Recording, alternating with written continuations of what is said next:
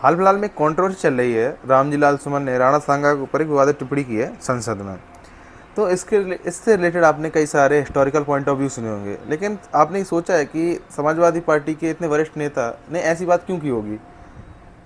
कोई उनका political angle तो रहा ही होगा। तो मेरे हिसाब से अकॉर्डिंग टू मी कि उनका कुछ पॉलिटिकल एंगल रहा होगा।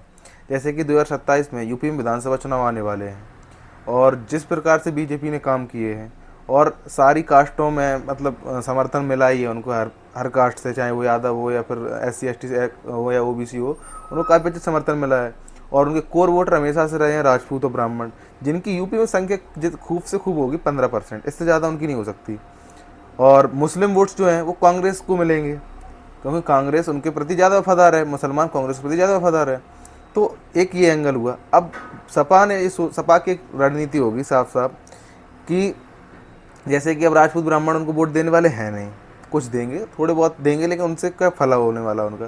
तो उन्होंने सोचा कि इन कुछ रिलेटेड इनसे रिलेटेड और मुसलमानों को खुश करना है उनको। तो संसद में उन्होंने बोला कि बाबर बाबर से रिलेटेड उन्होंने कुछ बोल दिया, राणा सांगा के विवाद में कुछ बोल दिया उन्होंने, उल्टा ही बोला था, आपने को सुना ही होगा आप लोगों ने। तो अब वहाँ पर उन्होंने बोल दिया, तो अब उनको क्या फ़ायदा हुआ? मुसलमानों के 20% वोट, यूपी में 20% वोट हैं मुसलमानों के, वो सीधे सीधे उनकी झोली में गिर गए आके, ठीक है। और यादवों के वोट मिल गए, क्योंकि अब जातिवादी थोड़ा बढ़ गया ना, क्योंकि अब जो करणी सेना ने जो प्रदर्शन किया उसके बाद रामजी लाल सुमन के घर के सामने, उसकी वजह से यादवों को लगा कि बताओ हमारे नेताओं के सामने ऐसा हो रहा है, अगर यही कोई उनकी जात का होता तो वो करते क्या, ऐसा उनको लगा।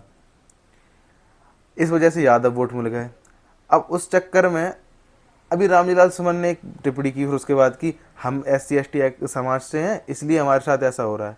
तो अब भीमसेना और ये सब जो संगठन होते हैं, जो एक अपने आप को बोलते हैं कि हम संगठन हैं, अपने समाज की वो लेते हैं, गारंटी लेते हैं, तो वो एक्टिव होंगे। अब वो एक्टिव होंगे तो जनता का जो अभी जो काम किए बीजेपी ने, जैसे महाकुंभ हो गया या अयोध्या हो गया या रोडवेज जो बनाए, उससे ध्यान हट जाएगा। उसका ध्यान रहेगा फिर कास्ट पे, फिर चाहे राजपूत समाज के लोग हों या फिर किसी और के, वो सब एक दूसरे को बेइज्जती करने में लग जाएंगे। और इस हिसाब से उन्होंने अपना पॉलिटिकल एंगल बनाया कि 50 से 60% वोट अपनी जेब में और अपन चुनाव जीत जाएंगे।